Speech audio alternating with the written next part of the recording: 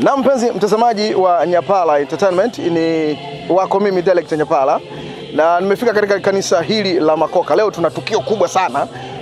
Ni kwaya ya Makoka ikitambulisha nyimbo zao na hii ni kwa santuri muonekano. Na niko na mtumishi hapa, yeye ni wa kwaya nyingine.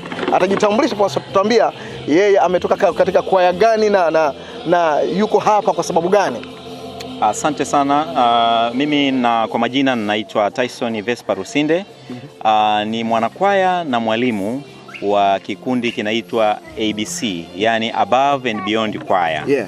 Sisi ni moja ya washiriki wa kanisa la Waadventista wa Sabato Makoka. Kwa hiyo kikundi kiko chini ya kanisa la Makoka. Mlisha rekodi?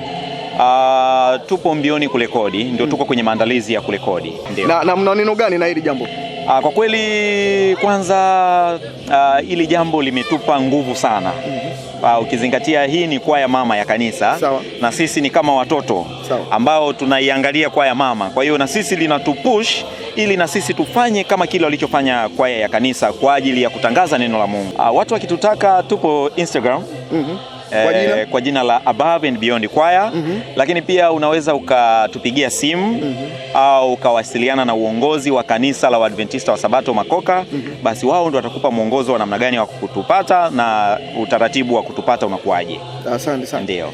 Nimesikia vitu vyao ni vitamu na ni bora na wewe ukapata utamu. Tukawa hii dunia imekuwa na mambo mengi, yani mahali pekee ambapo unapoweza kupata faraja ni kanisani na ukaimba na kwaya ambazo sauti zimetulia vizuri. Hadi wakati mwingine, hebu tuendelee kusikiliza kile ambacho leo tumekusudia kuwa nacho. Mungu akubariki.